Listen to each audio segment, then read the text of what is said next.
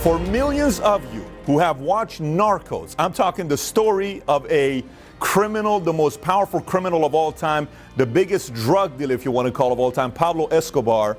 And this series became a phenomenon because of these two gentlemen here sitting next to me that we're going to get into here in a minute, Steve Murphy and Javier Peña. I want to give you some stats if you do not know who Pablo Escobar was and what he did. Here's some stats. This is in the 80s and the 90s. In the 80s and the 90s, Pablo Escobar was responsible for 80% of the cocaine traffic worldwide. According to Forbes magazine that they came out in the early 90s, they said his net worth was somewhere around $30 billion. Well, when they announced his net worth was $30 billion, his son contacted Forbes and laughed and said, "You're out of your mind." It was much more than that. At that time, he was the seventh richest man in the world. The man sold so much cocaine and had so much cash that he spent $2,500 a month buying rubber bands just to hold up the cash. There's still billions of dollars of cash till today stashed all over Colombia. Rats ate $500 million of his fortune every year. He once burned $2 million to keep his daughter warm. He once offered to pay off the national debt of Colombia of $10 billion. Again, I, Pablo Escobar, am offering the government to pay off your national debt of $10 billion, and they obviously declined. When Pablo dated his wife, he was 24 years old first time, and his wife was 13 years old. In total, he owned roughly 800 homes and villas. 15 tons of cocaine was sold a day. That's 30,000 pounds per day. In his house, he built 20 lakes.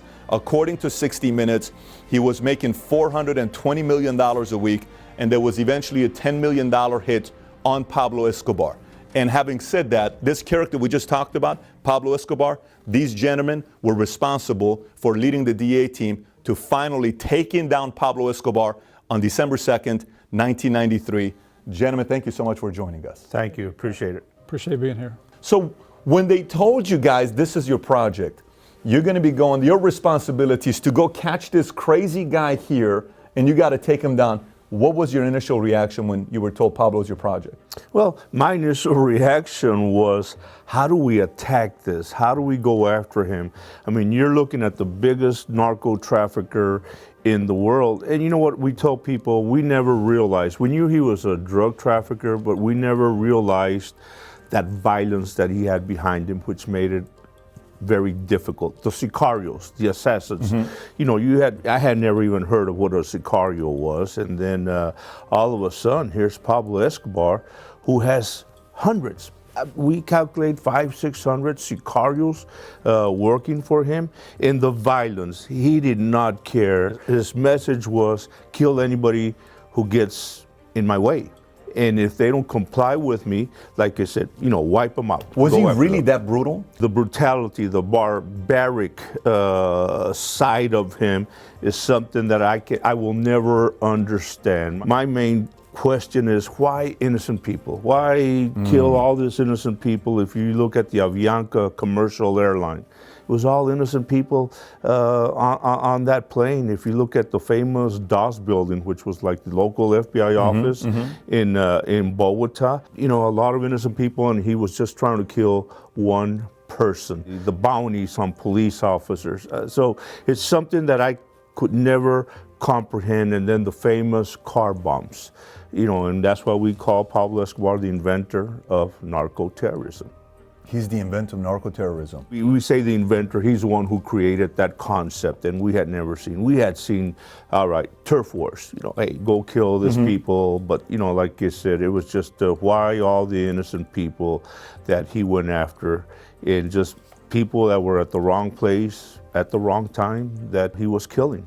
So let me ask you, when you took the job, when you said, okay, are you directed to take it with no options, or do you have a choice to say yay or nay when you're taking this response? Because as somebody in the military, they tell you what to do. You have to take the orders. You can't really, do you have a choice to say no to it, or? It was a challenge for us. Of course, we're not going to say no. I never realized the magnitude of the empire that Pablo Escobar controlled. I don't think either one of us know a DEA agent that would have ever said no to a challenge like that. And I read about you saying that. I read about you saying the fact that the level of commitment that DEA agents have to each other, and how it went from where it was at that time, and today the number is 90 offices in 71 different countries, DEA, which is much bigger than FBI.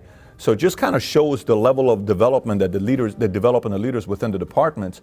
Go back to, when did Pablo become Pablo? I mean, you have to study this character. So Pablo was Pablo way before we found out about Pablo, because apparently he became a millionaire at 23 years old or some number like that. So as you're doing your investigation into this guy, what are some things you're finding out about this guy that's making you want to take him down? And I got there in 1988.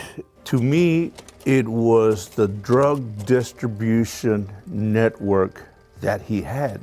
All of a sudden, we're seeing, I remember people telling us there'd be about 5, 6 airplanes on a clandestine runway in the jungles. You know, 5 to 6 airplanes on a daily basis. They would say about 500 kilos of cocaine. And you would have airplanes going into Mexico, Central America, then the Caribbean islands. You know, their goal was to try to get it into the South Florida area. So the level of distribution, the people working for him, the guys who owned the planes, one of the main I always remember is they loved airplanes. They wanted to buy as many airplanes as possible. So you had black market dealers in the Florida area buying airplanes to send back. That was a hot commodity. But then also your cocaine labs, 10 to 15 in the jungles. And these labs are making 1,000 kilos of cocaine on a daily basis. So it was the labs working. They'd press the kilos, I remember, in steel boxes. The laboratories were just enormous. You know, about 100 people used to work for them. Per laboratory? Per laboratory. They had rules. And one thing I always tell people, I'll never forget, he had signs in his laboratory that said, if we catch you using the product, we will kill you. So he didn't want his workers to use the product. Right. But then it was, like I said, the coordinates. It would send coordinates to Mexico, the famous General Noriega in Panama, the Caribbean islands. It was just something, how do you get that organized? And we always say Pablo was the CEO. He was not the one working the distribution. It was his first cousin, Gustavo Gaviria Rivero. And they grew up together. They grew up poor, but they were like brothers. They loved each other. But Gustavo developed that knack for the distribution network, sending it all over the world. So who was the businessman? Was it Gustavo or was it Pablo? Gustavo was the businessman. Pablo was the CEO. Gustavo was the hands-on director. Chief operating officer, in essence. You know what? That's a great term. Operations. So he ran operations. Yeah, he ran the operations because we used to intercept the phone calls. Got it. And he would do the directions. He was the guy who was getting his hands dirty. Pablo was not. Pablo wasn't top. Pablo was the one who was giving orders. What made people want to follow Pablo? Because when you study this Pablo character, I mean, people who tell not the way it was in Narcos, you will see that they say Pablo wasn't the best speaker. He wanted to be a speaker like some of these other politicians, but he wasn't. So what made Pablo such a great persuader where other people wanted to follow this guy and take orders from him? Well, there's a couple things, and honestly, we hesitate to give him credit for anything, but he did have somewhat of a charismatic personality. You know, he was able to persuade people. But now you look at his business model, and this is the other thing, if you didn't do what he asked you to do, he killed you. So you know that reputation gets out there. And so if he comes to you face to face and asks you to do something, chances are you're probably going to do it because you fear for your life, right? You know, we were talking a little bit earlier, just even in the insurance business, how much quicker could you have risen to the top if you had killed your competitors? And I know we're saying that tongue in cheek. It's ridiculous to say something like that, but that was his business model.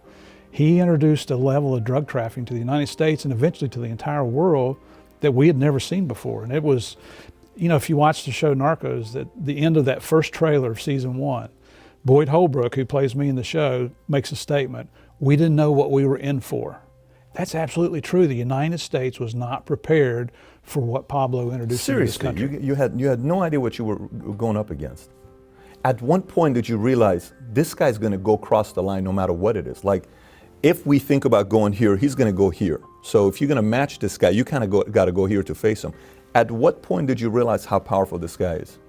Well, I think originally, by the time we were involved in it, we all knew who Pablo was, because Javier got to Colombia in 1988. I got there in 1991. The cases that I'd been working on in Miami, I think all were eventually tied into the Medellin Cartel and Pablo. So we were already familiar when we got down there, but the fact that, you know, when you get there, I didn't know I was going to be working against Pablo Escobar and the Medellin Cartel. You know, Javier had a partner in Gary Sheridan at the time that you guys have been working it for 3 years. Well, Gary and I had some mutual friends and got to be friends, and that's how I got to be friends with Javier. And then Gary gets promoted and transferred, and it just made sense that Javier and I would partner up, full-time partners. Right. And it's been like that since 1991. And Pablo, remember, his forte was South Florida, Miami especially. He had a lot of people working for him in the South Florida area. That was his home base. He concentrated, I remember they called it, they used to code name it Las Palmas. Palm trees. Everybody knew it was Miami. I remember we're sending 100 head of white cattle to Las Palmas. 100 keys of coke to Miami. It was that simple. And you learn the language eventually. Exactly. I mean, everything had a code name. They tried to hide it, but New York was Las Torres, the towers. Mexico was Los Sombrerones. Big hats, like we're going to Los Sombrerones, everybody knew. So, but like I said, his forte was always Miami. That's where he had a lot of people working for him, the distributors, the guy who were receiving the loads, But like I said, they had their contacts in Mexico also. I mean, they would send out coordinates where the airplanes would land in Mexico. It was just, unbelievable, but the amount of coke that was coming out.